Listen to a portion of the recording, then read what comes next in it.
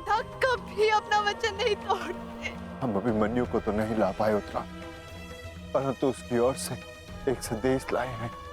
उत्तरा से कहना कि उसके पास मेरी संतान को सुनाने के लिए एक महान कथा है।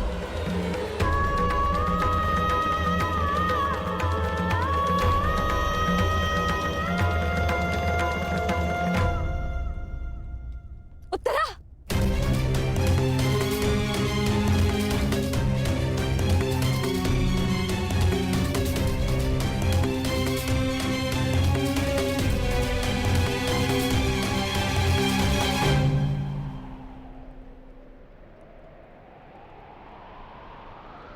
शूरवीर का स्वागत आंसुओं से नहीं, अभिषेक से किया जाता है।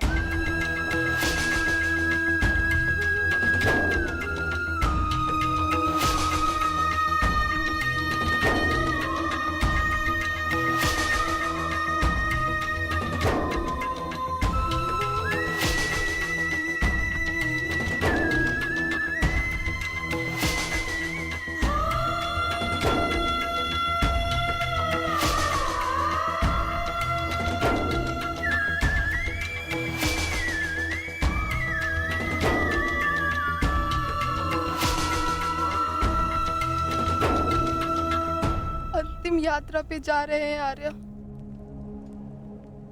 यात्रा सुखद हो।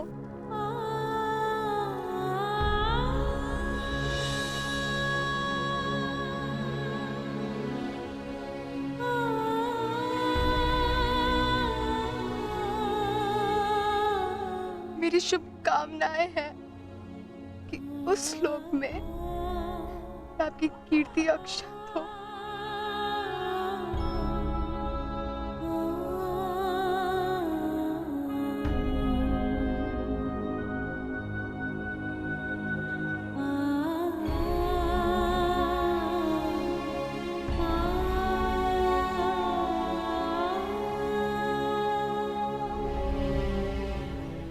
इंद्र स्वयं आपकी आरती उतारे।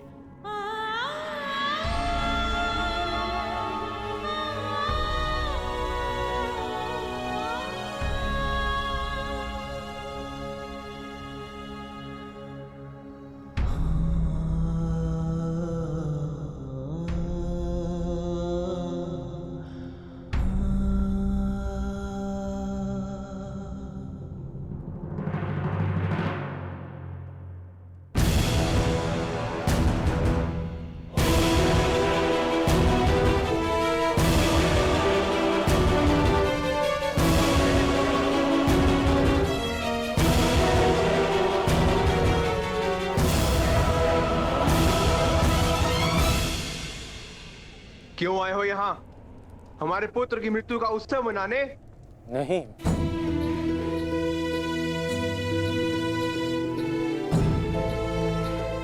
मैं एक वीर की वीर गति को श्रद्धांजलि देने आया हूँ।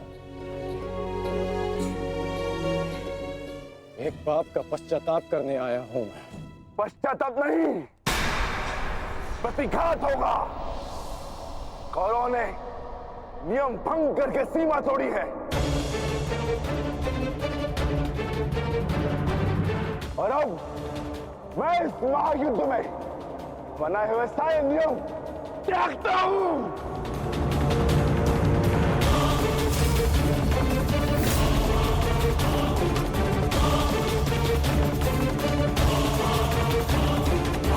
ठहरो भीम।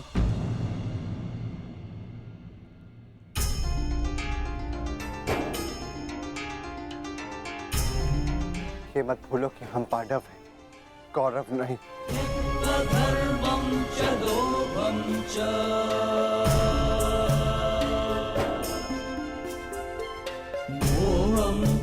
धन्यवाद अंगराज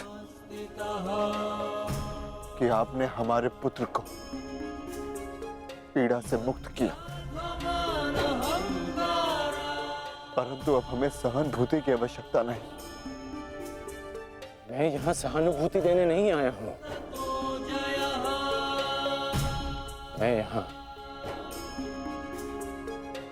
एक महान पुण्य की अनुभूति लेने आया हूँ। अभिमन्यु जैसे शूरवीर की अर्थी को कांधा देने आया हूं।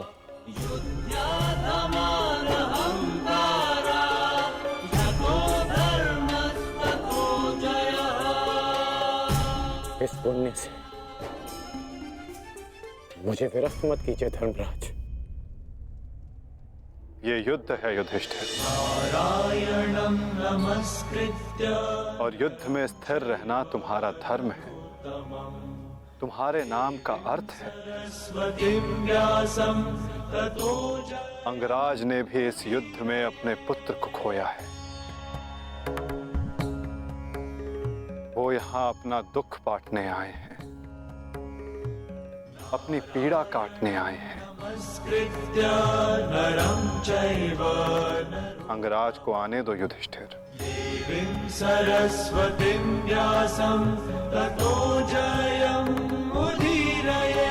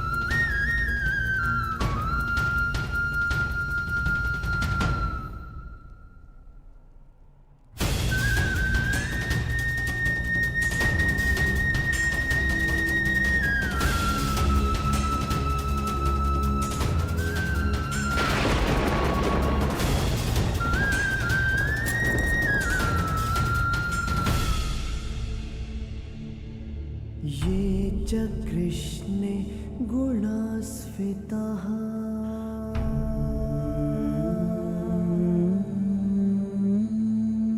पाण्डवेषु च ये गुणाः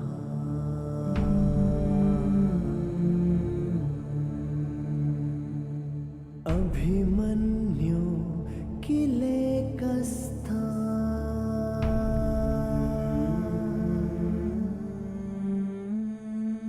दृश्यन्ते गुणसञ्चयः।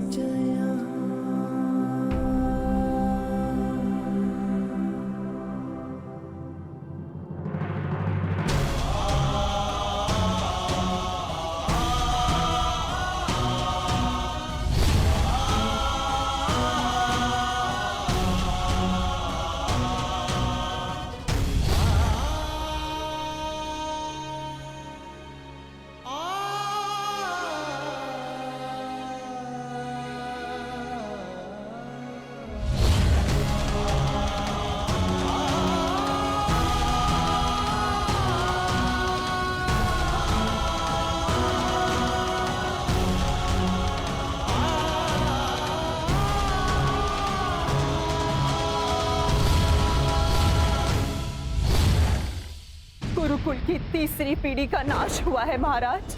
ये ठीक नहीं किया दुर्योधन ने। माना जो हुआ वो अनुचित था गांधारी, परंतु इन सब का कारण अभिमन्यु स्वयं ही था। यदि वो दुर्योधन का अपमान ना करता तो आज ऐसा कदाचित ना होता। नहीं स्वामी, मेरी आंखों पर पट्टी बंधी हुई है, परंतु हस्तिनापुर का जलता हुआ भविष्य मैं स्पष्ट देख सकती हूँ। ऐसा आभास हो रहा है मानो अभिमन्यु की चिता की जलती हुई अग्नि समुचे कौरव वंश को भस्म कर देगी।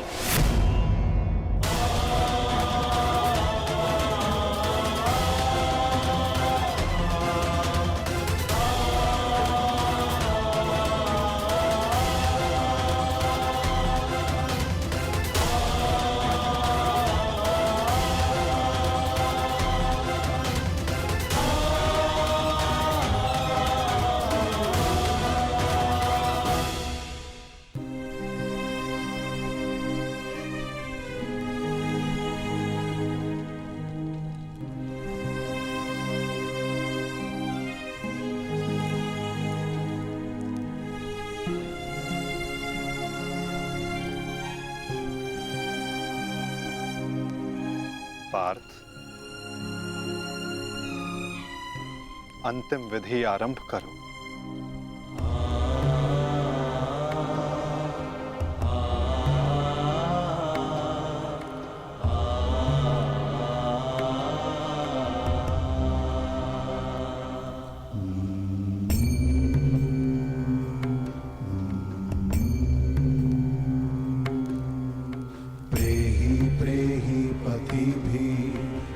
सारथी, कैसे लड़ा था मेरा पुत्र? उत्तर दो। ऐसे जैसे अंधकार से सूर्य लड़ता है और पूर्ण रूप से उनका अंत कर देता है। एक अद्भुत तेज था आपके वीर पुत्र में, और उनका सारथी होना मेरे लिए गर्व की बात है।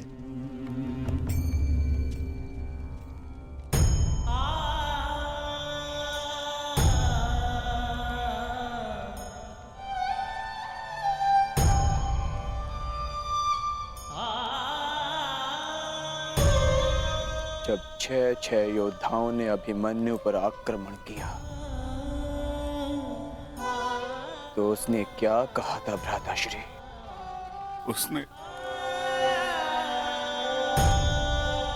उसने कहा कि महान धनुर्धर अर्जुन के पुत्र और महानतम योद्धा वासुदेव कृष्ण के भांजे का स्वागत ऐसा ही होना चाहिए।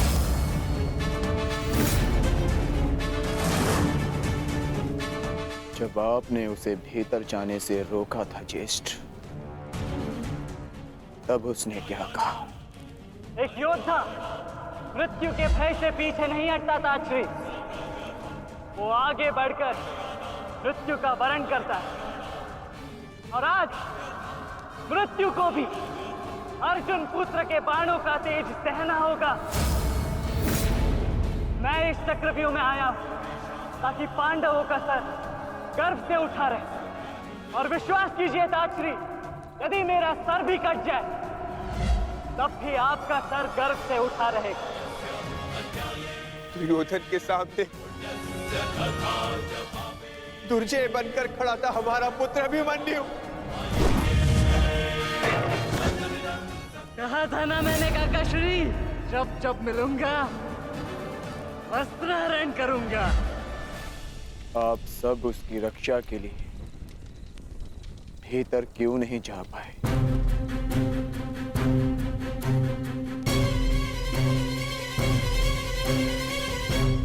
जयद्रथ के कारण, क्योंकि उसे वरदान था कि वो आज नहीं मरेगा। उसने हम में से किसी को अंदर भीतर नहीं जाने दिया, भी कारण अभिमन्यु की मृत्यु का।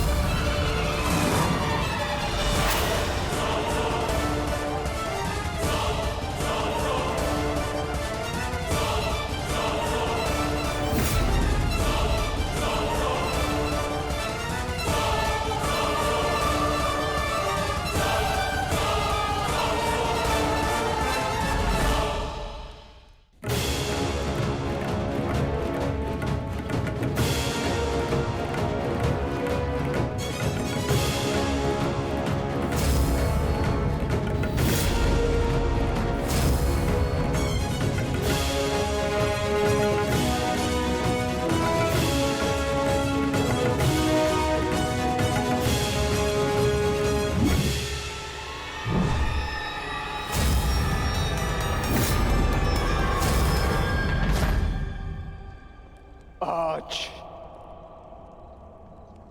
ये चिता नहीं जलेगी।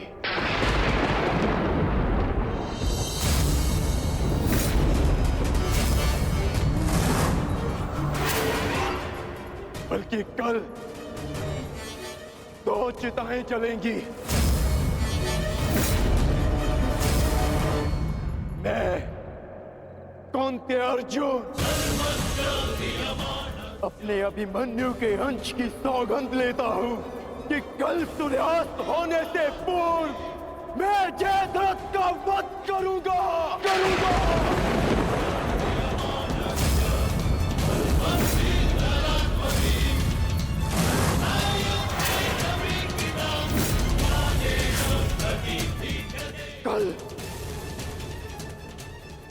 जयद्रथ के साथ अभिमन्यु की चिता जलेगी, क्या फिर अभिमन्यु की चिता में उसके साथ मैं जीवित जलूंगा।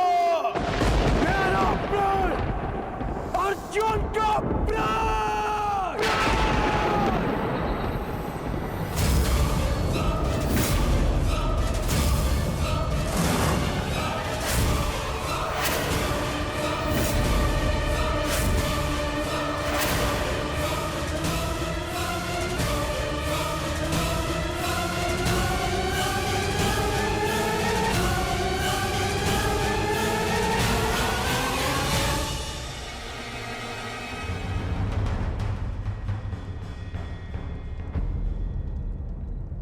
युद्ध की रणनीति किसी को बताई नहीं जाती अंगराज, परंतु मैं बता रहा हूं। मेरी ओर से यह संदेश कौरवों तक पहुंचा देना। छिपा सकते हैं तो छिपा ले जयद्रथ को, क्योंकि कल मैं उसे पाताल से भी ढूंढ निकालूंगा और सूर्यास्त होने से पूर्व मैं उसका सर धड़ से अलग कर दूंगा। ये अर्जुन का प्रण है।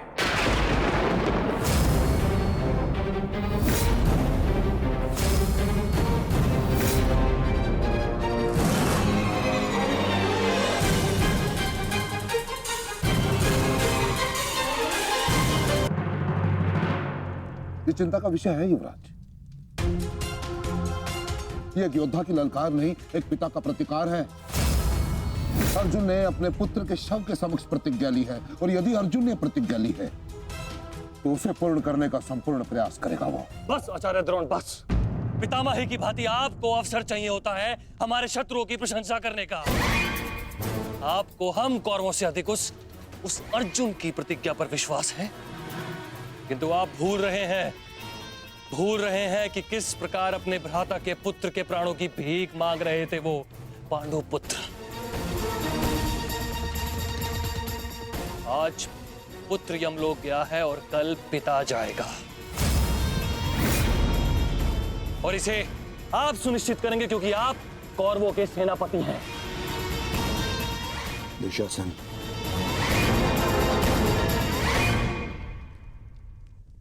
और कर्ण कहाँ है? इतनी विकट स्थिति में वो यहाँ उपस्थित क्यों नहीं है?